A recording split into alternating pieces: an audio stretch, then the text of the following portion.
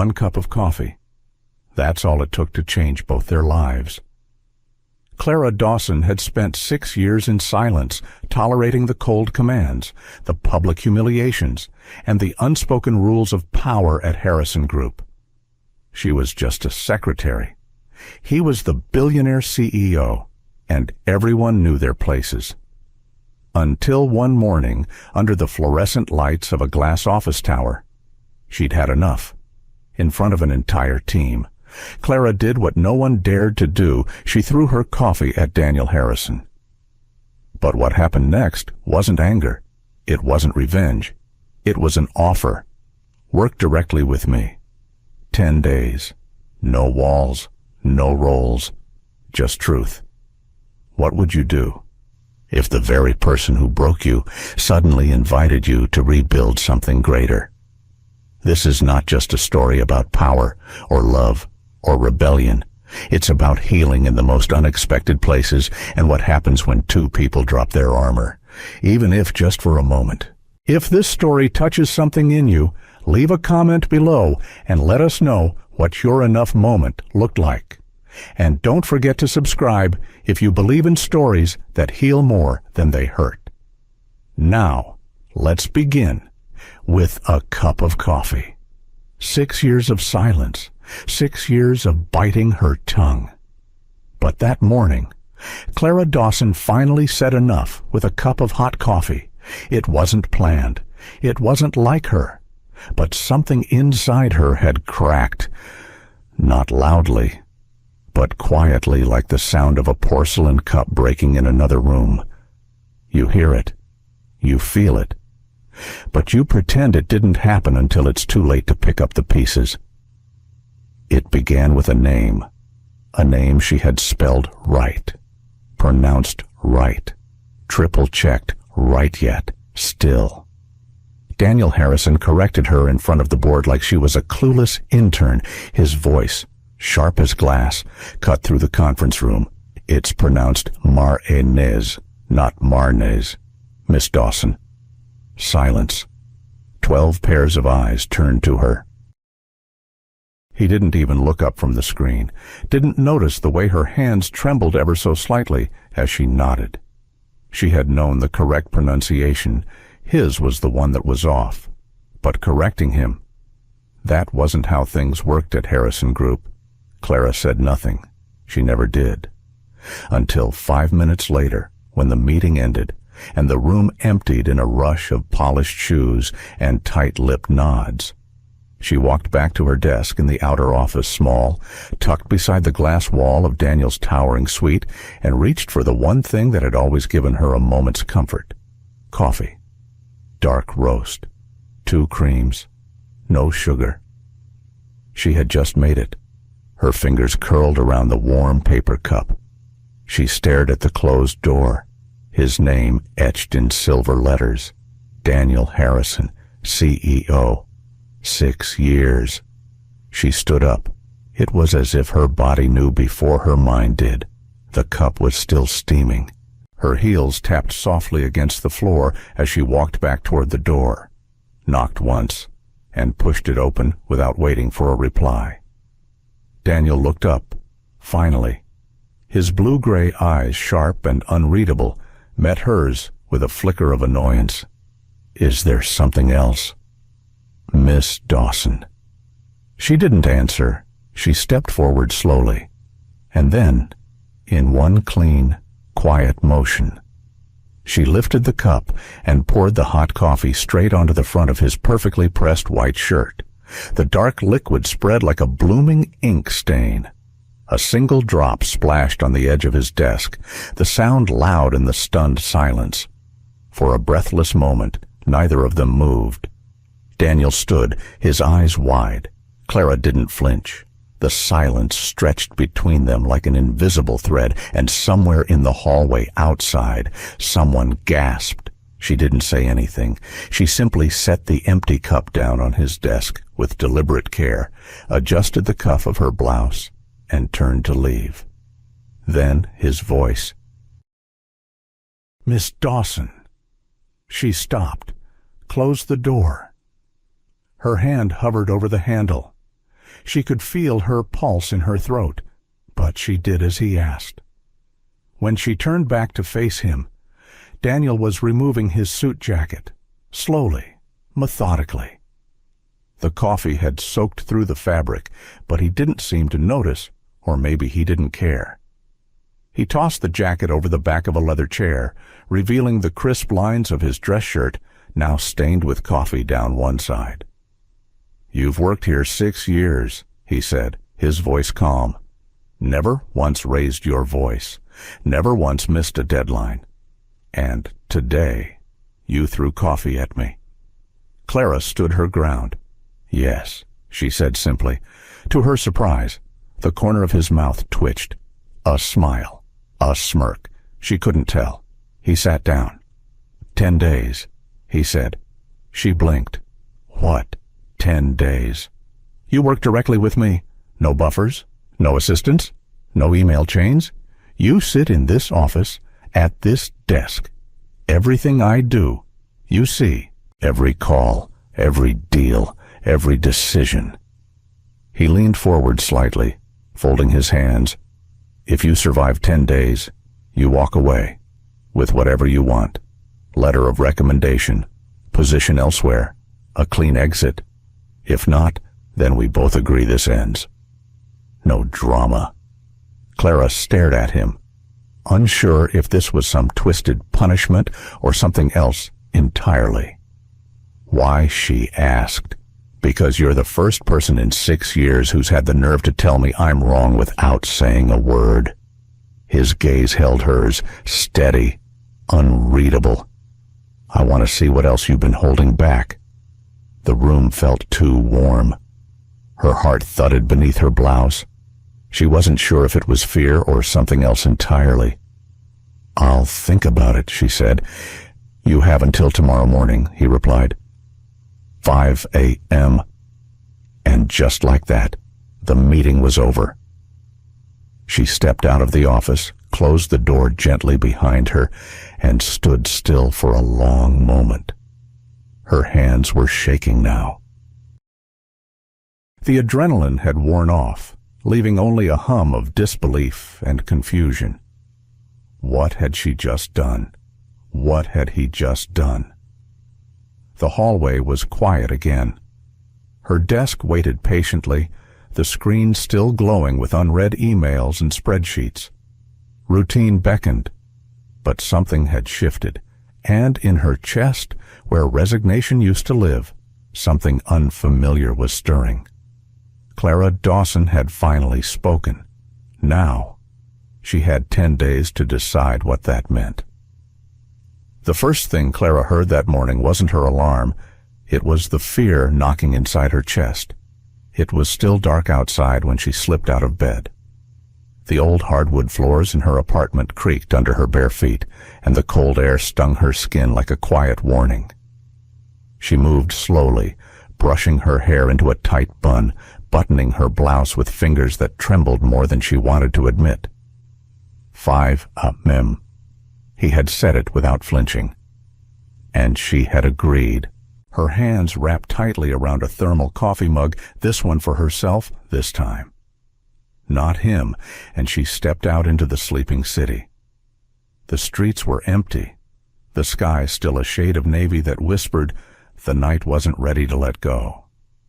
Street lights flickered overhead as she walked briskly from the bus stop to the Harrison Group headquarters, its glass facade glowing like a lighthouse in a sea of quiet gray. By the time she stepped off the elevator onto the 38th floor, it was 4:56.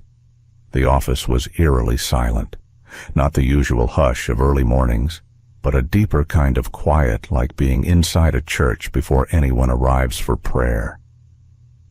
Clara's heels echoed faintly as she walked toward the glass-walled conference room.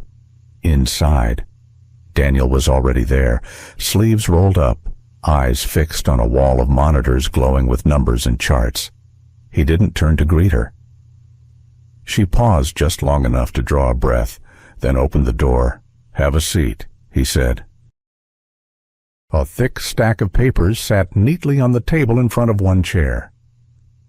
As she settled into it, Daniel finally looked at her just a glance, as if confirming she was on time, and then returned to his screen. "That's the investment strategy we're pitching to 3 international partners next week," he said. "I want your thoughts by 11. Clara blinked. All of it. He didn't answer. He didn't need to. 6 years of working under him had taught her what silence meant. She opened the first folder, eyes scanning the spreadsheets, forecasts, legal clauses, risk breakdowns. It was dense, jargon-laden, and deliberately intimidating. She reached for her own coffee and took a long sip. Then she began.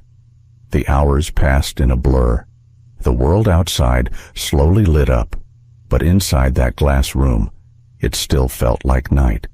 Clara marked lines, scribbled notes, reread key sections, and fought the rising doubt in her chest that whispered she didn't belong in this room. At 10:47, she closed the last folder. Her back ached. Her eyes burned. But the work was done. Daniel was still by the screens, speaking softly into a headset. She waited silently, then cleared her throat when he ended the call. He walked over. "Well?" Clara slid a summary page across the table. "I've outlined a few risks in Section 3.2 and some inconsistencies in projected returns for the Brazilian acquisition. But overall, if the Asia-Pacific numbers hold, it's strong." He took the page, eyes flicking over it with practiced speed. He didn't speak, didn't nod, didn't thank her, just moved back to the screens. She had expected that. What she hadn't expected was the weight of disappointment that pressed against her ribs. As she stood to stretch her legs, something tugged at the edge of her memory. A phrase in one of the documents buried in legal language had struck her as off. She opened the file again, flipping back to page 74. There, the wording on a fixed interest clause. It was subtle, but her heart picked up pace. It was a strategic flaw, small, but potentially disastrous. If left uncorrected, it could expose the company to a liability clause triggered by currency fluctuations in emerging markets. Clara hesitated. This was not the kind of thing junior staff questioned, especially not someone who had dumped coffee on the CEO just a day before. But still. She picked up the paper and walked over to Daniel's desk. "There's something here," she said, laying it gently in front of him. "It's in the legal phrasing. It's ambiguous enough to be interpreted against us." "I don't think your legal team caught it." Daniel glanced at the document, then back at her. Their eyes met, and for the first time, his didn't carry the cool sharpness she had grown used to. He looked surprised. Not pleased. Not annoyed. Just surprised. Then, slowly, he turned back to the page and read it again. The silence stretched. Clara stood still, every part of her telling her to retreat, to apologize for overstepping. But she didn't. After a long pause, Daniel finally said, without looking up, "Noted."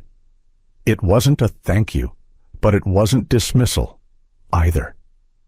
As she turned to return to her seat, she caught something she hadn't seen in 6 years. He was watching her, not just glancing, not judging. Watching, and in his gaze, for just a flicker of a moment, there was something entirely unfamiliar. Respect. That night, Clara sat on her apartment floor with aching feet and a takeout box in her lap, wondering what she'd gotten herself into. But somewhere deep inside, beneath the exhaustion, a question began to rise. What would it mean to be seen by a man like Daniel Harrison? She wasn't supposed to speak, but her words turned the room. Clara Dawson had never stepped foot into Conference Room B as anything more than someone pouring coffee, taking notes, or being told to quietly stand by. But that morning, everything felt different. She walked behind Daniel Harrison, heels tapping softly against polished marble, her mind racing faster than her pulse. He hadn't told her what the meeting was about. Only 10 minutes. Follow me. No agenda. No warning. Just like the man himself. Sharp, unpredictable, relentless. Inside the room, 5 people waited, powerfully dressed, sharp-eyed, with the cool detachment of people who moved money faster than some people moved thoughts. International investors, from the sound of their accents and the subtle way they measured every face, including hers. No one greeted her. Daniel didn't offer an introduction. Clara hovered near the back wall, unsure where to stand, unsure why she was even there. The presentation began with Daniel in his element crisp slides, razor-sharp talking points, and calm authority. He spoke of expansion into California's inland cities, the tech-adjacent logistics corridor, a warehouse in Modesto, a transport hub in Riverside. Numbers floated across the screen like a language Clara had been forced to learn over 6 years of silent service. The room responded with nods, a few raised brows, one murmured objection about community resistance. Then, without looking at her, Daniel spoke. "Clara," he said. She froze. All 5 heads turned. It was the kind of turn that says, "Who is this, and why is she here?" Daniel leaned against the table, arms folded. "Share your perspective on our West Coast approach." Her throat closed. The walls seemed to move closer. She stammered, eyes darting to Daniel's face. Stone. Not reassuring, not expectant, just waiting. Clara took a breath. The kind of breath you take when the ground under your feet feels unsure, but you choose to stand anyway. "I think," she began, "we're overestimating how easily the West will accept us." A pause. She felt the tension immediately, like she'd touched something she shouldn't. These communities, they don't want more outsiders telling them what to do, especially not billion-dollar corporations promising efficiency while quietly displacing local jobs. They want real roots, partnerships, not polished slides. A rustle across the table. Someone shifted. Another investor narrowed his eyes. But Clara pressed on. "Our branding, as it stands, reads transactional, not relational. We might secure short-term contracts, but we'll lose loyalty, trust, and probably face public backlash that'll cost more in time and reputation than anyone here is budgeting for." She swallowed hard. "I believe we need to lead with listening, with people, or this entire rollout may collapse before the first truck hits the road." The room went quiet. You could hear the hum of the air conditioning. Daniel didn't say a word, but one of the investors, an older man with silver hair and soft French vowels, leaned forward. "That aligns with what we've heard on the ground," he said slowly. "Small-town mayors, regional reps, they've been cautious. Not hostile, but cautious." Daniel turned to him, then turned to Clara, and finally said, calmly but clearly, "She's right." 3 words, but they landed like thunder, not because they were loud, but because they had never, in all her years at Harrison Group, been directed at her. Clara stood still, unsure what to do with the heat rising in her chest. It wasn't pride, exactly. More like disbelief. A kind of ache, like a wound she didn't realize was there, had been acknowledged. The conversation resumed. Now. Clara's name came up again, this time with questions. "What do you think about the local partnerships approach? Would a staggered rollout help build trust?" She answered carefully, not trying to impress. Just being honest. And the strangest thing happened. They listened. When the meeting adjourned, Clara gathered her untouched notepad and walked toward the door. Daniel didn't say anything. He just watched, his arms still folded. There was something new in his gaze, not coldness, not even curiosity, but the start of something she couldn't name. The elevator ride down was empty. She stood in the mirrored walls, staring at her reflection-neat blouse, tired eyes, and hands that still trembled just enough to betray how much that room had taken out of her. She hadn't prepared for that meeting. She hadn't planned her words. But somehow, something in her had risen when called, something that had waited too long to be seen. That night. Clara sat in her tiny kitchen, the glow of the fridge her only light, feet bare against cool tile. Her dinner was leftover soup and a cracker she didn't finish. She replayed the moment again and again, Daniel's voice, level and public. She's right. She didn't know what that meant. She didn't know if it would change anything.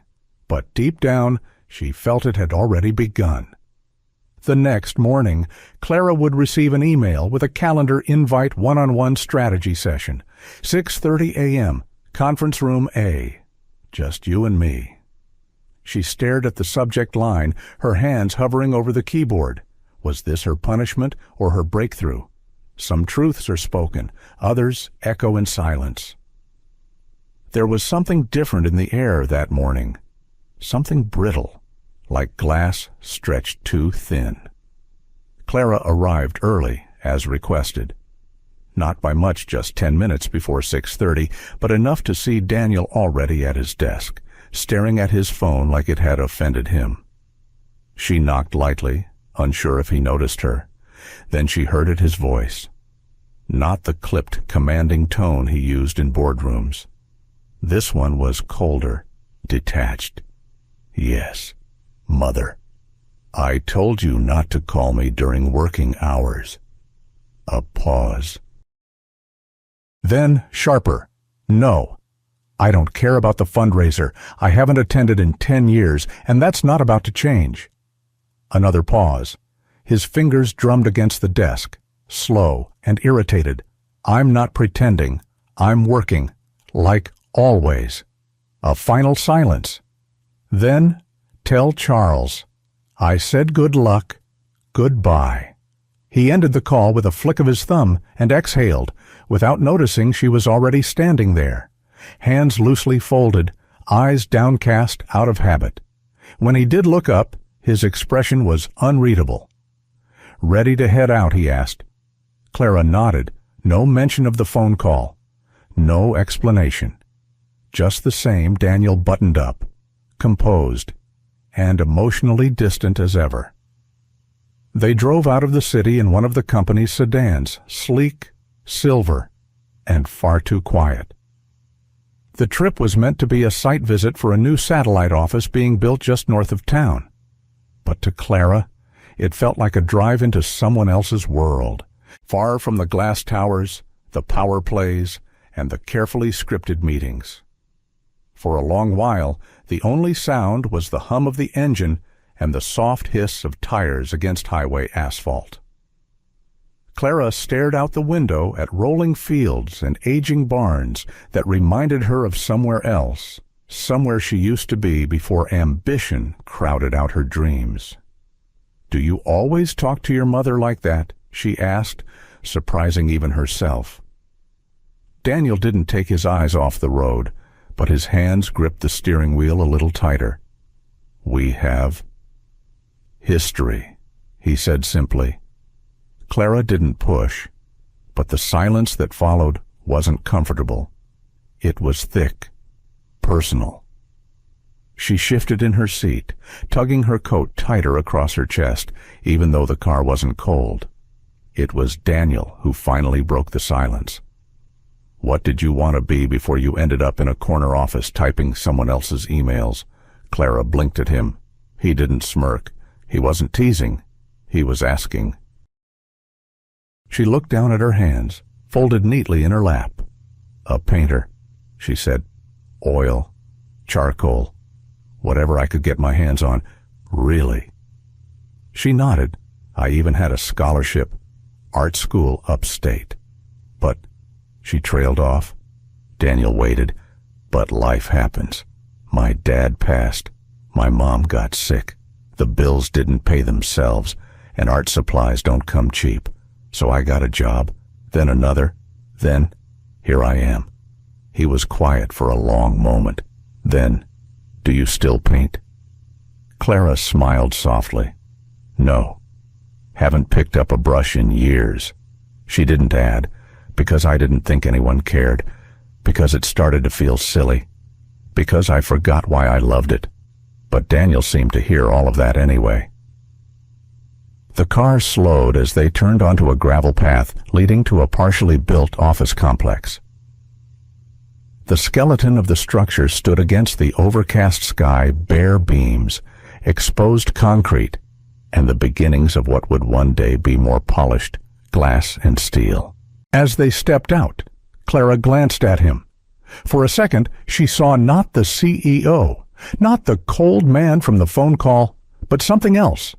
A boy who had learned too early that feelings came second, that being soft meant being left behind.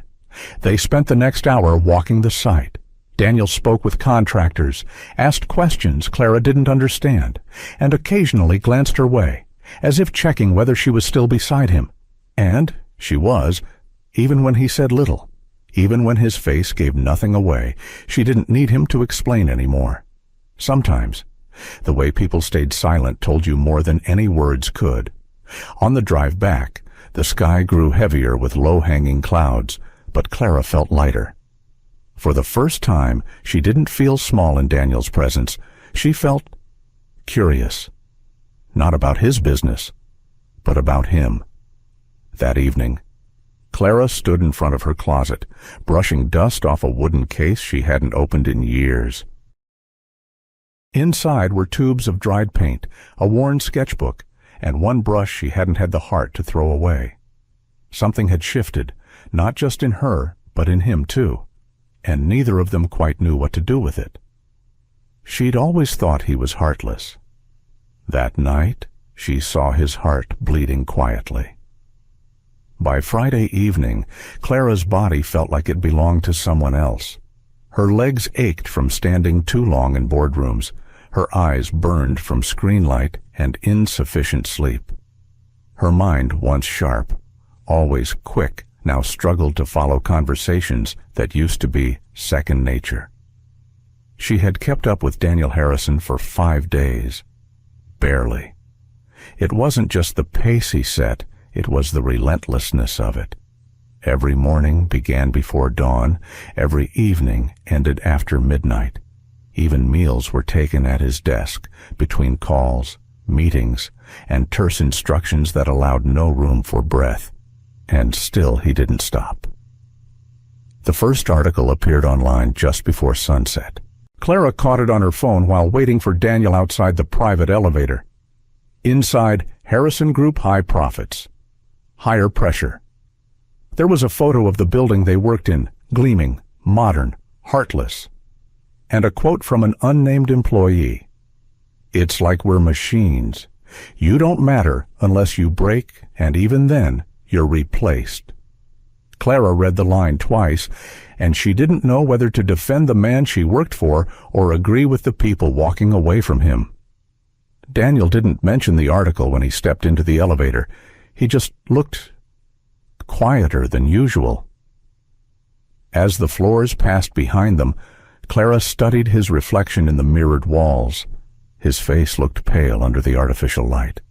There were dark smudges under his eyes that no amount of wealth could hide, but his posture remained the same, straight, composed, untouchable. Until he said, without turning to her, "I need to make a stop before we call it a night." They drove in silence again, this time through quieter neighborhoods. No towering glass, no steel, just brick buildings with peeling paint and small yards bordered by rusted fences. Daniel parked beside a modest home with a broken porch step and a dim porch light. Clara followed him out, unsure whether she was invited, but unwilling to let him walk into the dark alone. The door opened before they knocked. A woman mid-50s, eyes rimmed red, welcomed Daniel with a nod that said more than words could. Her name was Susan.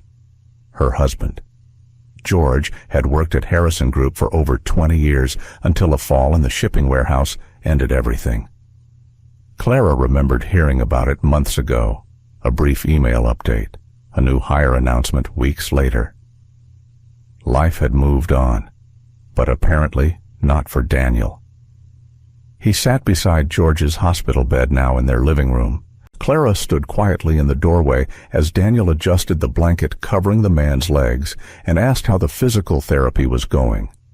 There was no camera, no notepad, no assistant documenting the visit, just a man checking in on someone who once worked under him. Susan handed him a folder quietly.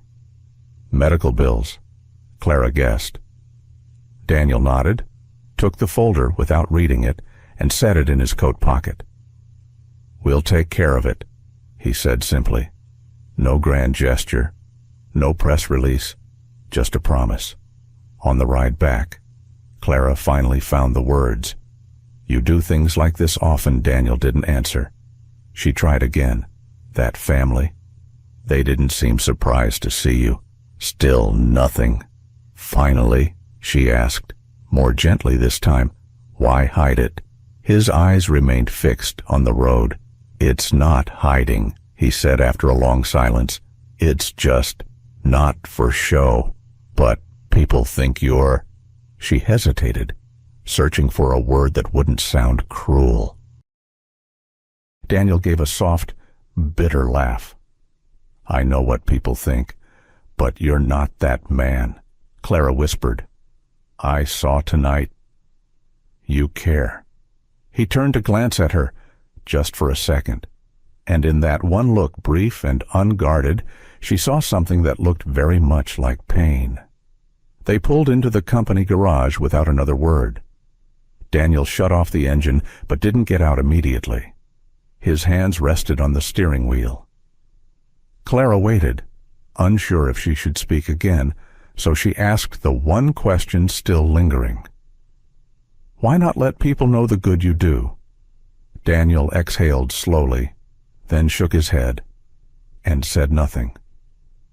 That night, Clara walked home under a sky swollen with rain, holding her coat tight against the cold. She had once believed that Daniel Harrison was incapable of feeling, but now she wasn't so sure. Perhaps his silence wasn't emptiness, but a weight he'd carried alone for far too long.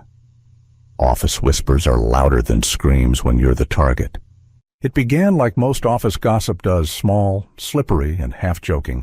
The kind of whisper passed between two cubicles during lunch. Nothing serious, just a raised eyebrow, a chuckle. You've noticed how often she's in his office by the end of the week. It was no longer a joke. Clara had felt the shift on Tuesday. She walked into the break room, and the conversation stopped mid-sentence. People smiled too quickly. The air held something brittle. She tried to ignore it, told herself she was imagining things. But by Wednesday, it became impossible. The smiles were no longer sweet. They were sour, sharp.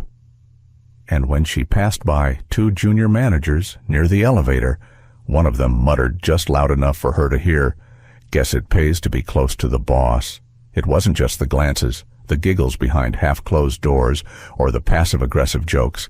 It was the way her work, meticulous, tireless, suddenly carried an asterisk. It was the way people treated her like a story instead of a person. She'd worked 6 years at Harrison Group, 6 years of loyalty, late nights, and quiet excellence. And in 6 days, that reputation had begun to erode under the weight of assumptions. Clara kept her head down. She didn't want to make waves. She told herself this would pass. But then came Thursday morning. Daniel's assistant, a kind older woman named Ellen, came to Clara's office with a face as pale as the moon. "They've called an emergency board meeting," she said in a hush. "About you." Clara blinked. "What about me?" Ellen hesitated, her voice soft. "The rumors. The board wants Daniel to clarify the nature of your involvement." Involvement.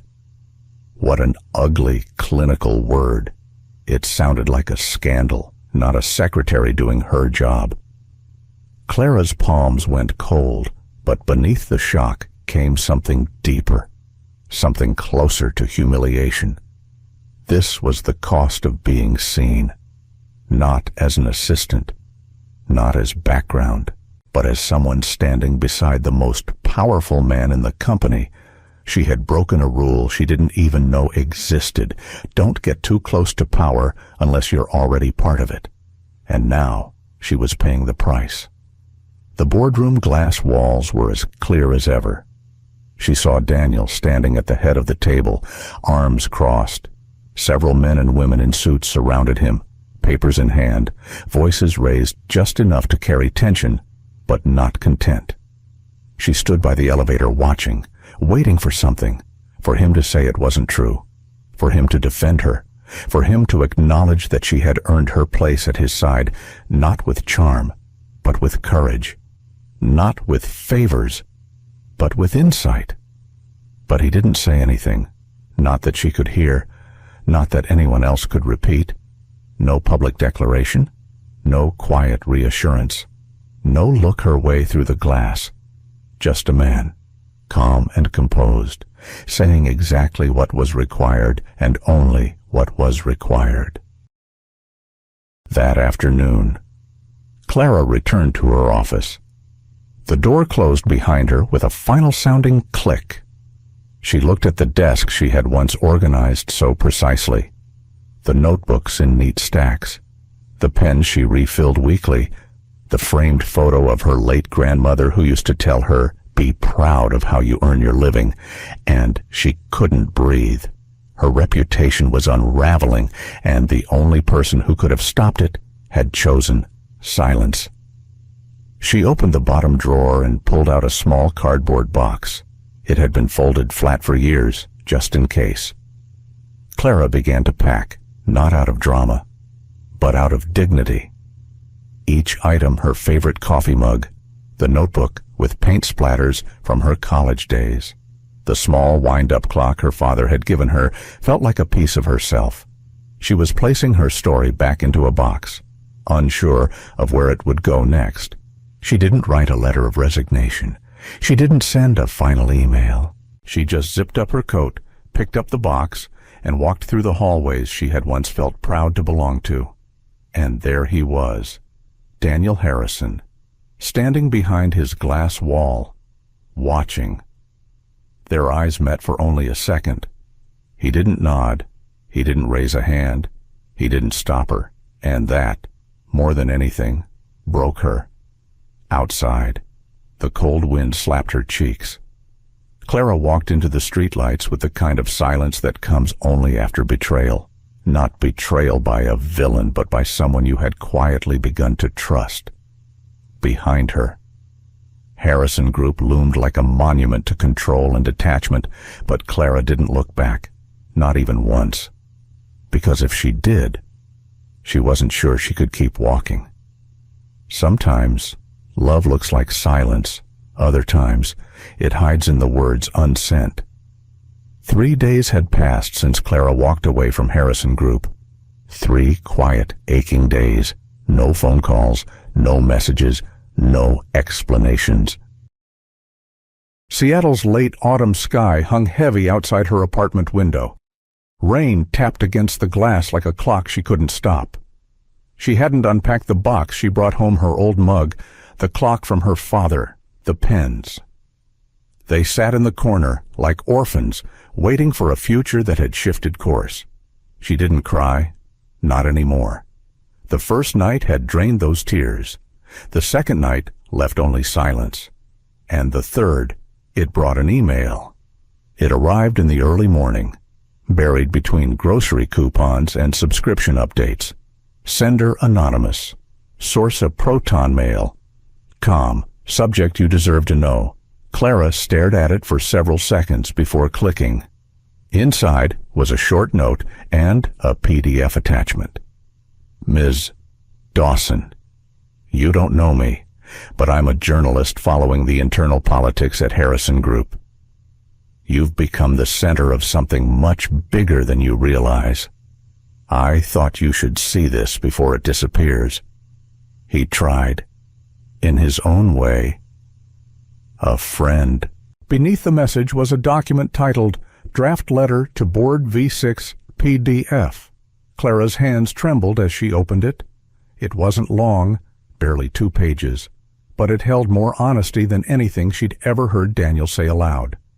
To the members of the board, this is not a formal defense, nor is it an admission. It is simply the truth. Ms.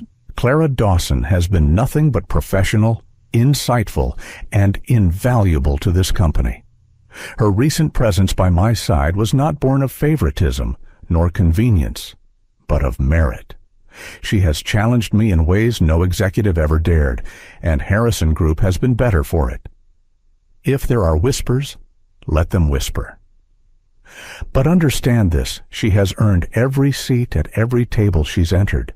I've built an empire with numbers, but this woman, she reminded me why people matter. If the board chooses to remove me for respecting a mind sharper than most in this room, so be it. But let no one question her integrity. She deserves better than that. D.H. Clara blinked hard. The last lines blurred before her eyes. He had defended her, not in the meeting, not in the boardroom, but in a letter raw and unfiltered that he had never sent. She scrolled down to the bottom. No signature, no date. Just those 2 initials. D.H. It wasn't just a defense, it was a confession, and a quiet kind of love letter, disguised as a business memorandum. Why hadn't he sent it? She wondered that for hours. She walked around her small apartment, the letter still glowing on her laptop screen. Was it pride, shame, fear of complicating things further? Or maybe it was something else. She read it again, slowly this time. Every sentence carried the cadence of someone who wanted to say more, but didn't know how, who had spent years building walls of logic, control, and distance, and didn't yet know how to write in the language of vulnerability. By mid-afternoon, the Seattle sky darkened early. The city lights flickered on like stars being born. Clara sat by the window, fingers curled around a mug of tea. She thought back to the week before the late nights, the shared car rides, the way he had listened when she spoke about art and dreams left behind. She remembered how he had never laughed at her, never once looked down, just listened with that still, intent focus that said more than praise ever could. And now, this letter. It wasn't that he didn't care. It was that he cared too much and didn't know how to show it without breaking. Clara rested her forehead against the cold window pane. She whispered into the quiet. "You tried, didn't you?" In your own way, outside, a car passed through the wet street, its headlights carving golden lines across the rain-slicked pavement. Clara didn't know what would come next, but for the first time in days, her chest no longer felt like it was closing in. Because now she understood Daniel Harrison's silence wasn't absence. It was armor, and somewhere beneath it, he had written words that no one else might ever see, but that told her everything she needed to know. The next morning, Clara opened her door to find something unexpected on the doormat. A single envelope, no stamp, no address, just her name, written in handwriting she instantly recognized. Inside, a note in Daniel's voice. "If you're not done with me yet, meet me where the coffee started it all."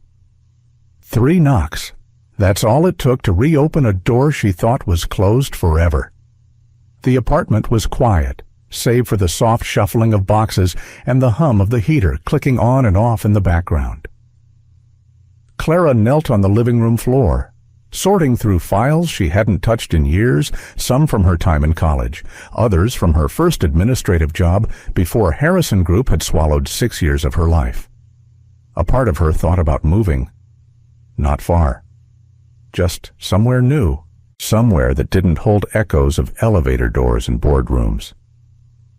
She folded an old photo of herself with a sketchbook, slipped it into a drawer. Then 3 knocks. Firm, not rushed.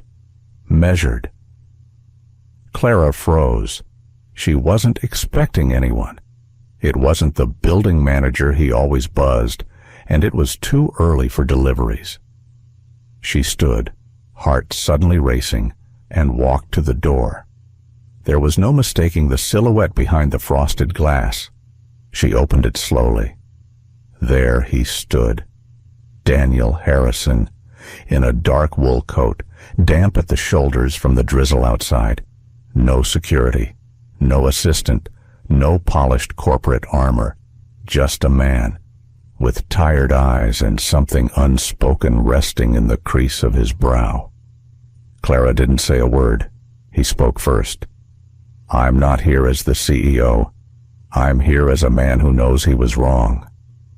The words hung in the air like breath on a cold window pane. She stepped aside, wordlessly. Daniel entered, eyes flicking around the small apartment, taking in the lived-in chaos of cardboard boxes, stacked books, and half-packed memories. "I didn't know how to call," he said quietly. "After everything. After I let you walk out that door." Clara crossed her arms, keeping distance between them, not out of anger anymore, but out of something far more fragile, self-preservation. "I saw the letter," she said finally. "The one you never sent?" Daniel looked down, hands in the pockets of his coat. "I wrote it 10 times. He admitted, "Each time, I wanted to say more, but I was afraid it would make things worse. I thought staying silent would protect you." Clara's voice softened. "It didn't." He nodded. Slowly. "I know." There was a pause, the kind that feels heavy because it's full of things neither one of them quite knows how to say. Then Daniel spoke again. "I came here to ask you to come back," he said, "but not as my assistant, not even as a subordinate." He reached into his coat and pulled out a folded folder. He placed it on her coffee table like it was something sacred. "A new division," he said. "Strategic partnerships. Cross-sector initiatives. You'd be co-leading it with me." Clara blinked. "Co-leading? You've proven you don't just understand the numbers, you understand people. And he exhaled. "I've built an empire that forgot what people need. You reminded me." Clara walked over to the window. Outside, the rain had eased into a soft mist. City lights glowed through the moisture like distant lanterns. She didn't answer immediately. She didn't owe him a quick yes, or a yes at all. "I don't want to be another headline, Daniel," she said, "or another shadow under your spotlight." "You won't be," he replied, steady. "This isn't a favor. It's a partnership." She turned toward him. Her gaze was clear. "Then, let's be clear. I'll come back, but only if we work with each other. Not around, not behind." Daniel's lips curved into something rare. A real smile. Not the one for shareholders, not the practiced one for press conferences. This one reached his eyes. I wouldn't have it any other way. The weight between them shifted. Not gone, but no longer unbearable. Daniel looked around the room again, then back at her. "You're still packing. I was thinking about it," Clara replied. "But maybe I'll wait." He nodded once. "Good." He moved toward the door, hand on the knob, then paused. "You said something to me once that I don't know how to feel. I think you're right, but I want to learn." Clara didn't move, but her voice, when it came, was softer. "I'm not asking you to change overnight, Daniel. Just don't stop trying." As he stepped out into the hallway, Daniel turned back once more. There was a light in his eyes that hadn't been there before. I'll see you Monday. Partner. Clara closed the door gently behind him. The room felt different now, like the first page of a story being rewritten, and somewhere deep inside, she felt it, not just the beginning of a new role, but maybe the beginning of something far more unexpected. He built walls to keep people out, but she knocked without force, and he let her in. The glass doors of Harrison Group slid open like they always had, but this time, Clara didn't step through them as someone waiting to be told where to go. She walked in side by side with the man who used to stand several floors and several worlds above her. Her ID badge had changed. Her title had changed. But what mattered more than anything was how she felt. She wasn't shrinking to fit anymore. She was expanding to meet the space that finally welcomed her.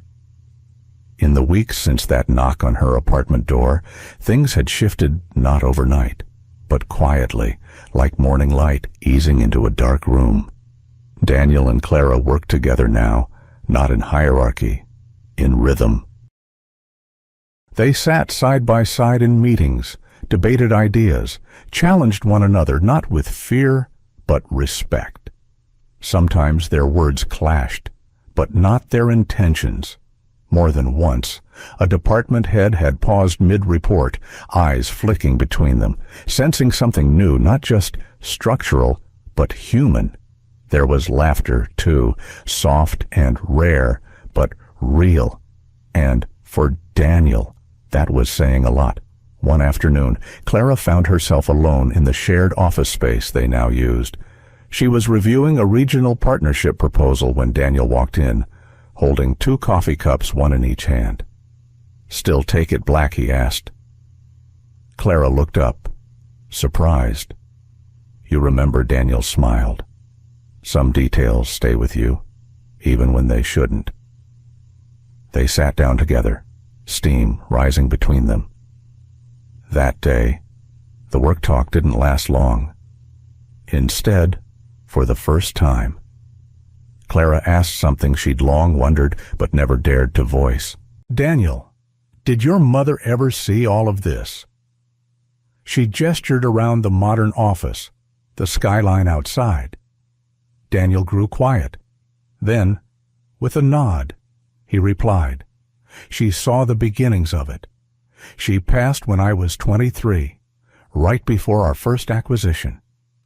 She never saw the empire, just the blueprint." Clara let the silence stretch. When he spoke again, his voice was softer. She was a school teacher, taught second grade for 30 years. Her classroom had more light than any boardroom I've ever sat in. There was a pause. Then he added, almost to himself, "That's where we're going this weekend." 2 days later, they drove 3 hours north. No business meetings, no investor calls, just Daniel behind the wheel of a truck he rarely used, and Clara beside him, watching the trees thin into wide-open fields. They arrived at a small brick schoolhouse, abandoned now, but still standing, weathered and full of stories. Daniel unlocked the rusted gate and led her inside. "This was her room," he said, pointing to a corner where faded sunflowers were still painted on the walls. Clara looked around at the empty desks. The chalkboard still held the ghost of a lesson from years ago. Daniel walked slowly to the teacher's desk and sat down, not like a CEO, but like a son. "She was the only person who ever made my father soften," he said, voice distant. She'd scold him for working through holidays, for missing birthdays, and he'd actually listen. Clara moved closer, listening not just with her ears, but with something deeper. She had this way, Daniel continued, of seeing people beyond their mistakes. She'd look at you and somehow know what part of you was still trying. He looked up at Clara then. And for the past few weeks, I've seen that look again. There it was, a truth too vulnerable to be said plainly. But it didn't need to be, because Clara heard it, felt it, in the weight of his gaze. Daniel wasn't comparing her to his mother. He was connecting the dots between two women who had seen him not the empire, not the armor, him. "She reminded me of you," he said softly. The moment settled around them like dust in sunlight, unrushed, unforced. Clara didn't respond right away. She walked over to the windows, looked out at the overgrown field beyond. Something was growing in her, too. Slowly, quietly. It wasn't ambition. It wasn't defiance. It wasn't even attraction, though that was certainly there. It was something more dangerous, more permanent, something she hadn't dared name. They left the schoolhouse just as the sun dipped behind the hills. Daniel locked the gate again, pausing for a long second before turning away. In the car, they drove mostly in silence, each carrying something fragile, not ready to set it down yet. When they reached her apartment, Daniel pulled over, headlights casting soft beams across the sidewalk. "I know what I said about walls," he said. "I built them because I didn't know how not to." Clara looked at him, really looked. And now she asked. His fingers tapped once against the steering wheel. "I'm learning to let someone knock." Clara stepped out of the truck, but didn't close the door immediately. She turned, met his eyes, and for the first time, she didn't feel like an employee, or a guest, or even just a partner. She felt like someone who had been let in, not through force, but through something much harder to earn, trust. And something told her, the next time Daniel showed up at her door, he wouldn't just be holding coffee. He never planned to love. She never thought she'd be loved for who she truly was. The invitation arrived not through email, not in a meeting, but on paper, handwritten, folded once, and left gently on her desk. Just one line. "Will you come with me one last time to the place you left unfinished? Signed D. No date. No time." But Clara knew. She knew the place. And somehow, she knew it was tomorrow. The next morning, she packed a sketchbook, not the new kind with clean pages, but the old one, the one she hadn't opened in 10 years. Daniel picked her up just after dawn.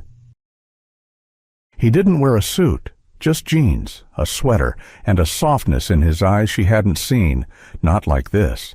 They drove for hours past the hills, through winding roads thick with fall leaves, and then there it was, the lake, still and wide, framed by trees now brushed with gold. A dock stretched into the water, weathered but standing, just like her memories. She used to sit there and draw, before life demanded a resume instead of a canvas, before survival became more urgent than self-expression. Clara stepped out of the car. Her breath caught. Daniel didn't say a word. He simply followed, quiet, as she walked toward the dock. They sat at the end of it, feet dangling, the lake mirroring a sky that was slowly burning amber with sunset. For a while, neither of them spoke. Clara flipped open her sketchbook, fingers trembling. She ran her hand over a half-finished drawing of this very lake frozen in time. "I never thought I'd come back," she whispered. "I didn't think I'd ever leave the office," he said, half a smile tugging at his lips. She looked at him. Yet, here we are. And then, he reached into his coat pocket, not rushed, not dramatic, just careful. He pulled out a small velvet box, deep navy blue, weathered at the edges like it had been carried for some time. Clara's breath caught again. Daniel didn't open the box right away. Instead, he looked at her not as the woman who once worked under him, or challenged him, or even saved him. He looked at her the way a man looks at a home he never thought he'd find. "I used to think emotions were distractions," he began, voice low. "That letting someone in would make me weak." He paused. "But you didn't make me weaker, Clara. You made me human." He opened the box. Inside was a simple ring, a solitaire, set in gold. No fuss, no show, just real. "You didn't just throw coffee at me," he said, the corner of his mouth lifting into something that was almost wonder. "You woke me up. Will you stay and wake me up for the rest of my life?" Tears came quietly, not with drama but with peace. Clara nodded slowly at first, then, surely. Her voice broke when she spoke, but it didn't matter. Yes. It wasn't just an answer. It was an arrival, a letting go of every wound that had once told her she wasn't enough, every voice that had said she was just a secretary, every night she'd spent wondering if she'd ever matter for who she really was. Now, someone had seen her, all of her, and chosen her. They sat together as the sun dipped below the horizon. No applause, no spotlight. Just a woman and a man who had walked through fire, both their own and each other's, and come out softer, not harder. In the months that followed, Clara and Daniel became something the business world rarely allowed partners in every sense of the word. They co-led the Harrison Group, not just as CEO and co-strategist, but as visionaries who had learned through pain and patience that kindness doesn't cost profit. It creates legacy. The toxic work culture shifted, staff turnover dropped, mental health days were added, and at the center of every big change was one simple question Daniel asked in every board meeting. Is this how we'd want our own families treated? Some didn't believe the change. Others resisted it, but most followed it. Because for once, the leadership wasn't built on fear or ego. It was built on healing. And in Daniel's office, still minimalist, still quiet, sat a glass display case. Inside it, a simple paper cup, the same one Clara had once thrown across the room. The coffee stain had long dried, but the moment had changed everything. A reminder that sometimes the most powerful revolutions start not with power, but with courage. Not with shouting, but with one woman who dared to say enough. It was late evening. The lights of Harrison Tower shimmered across the skyline.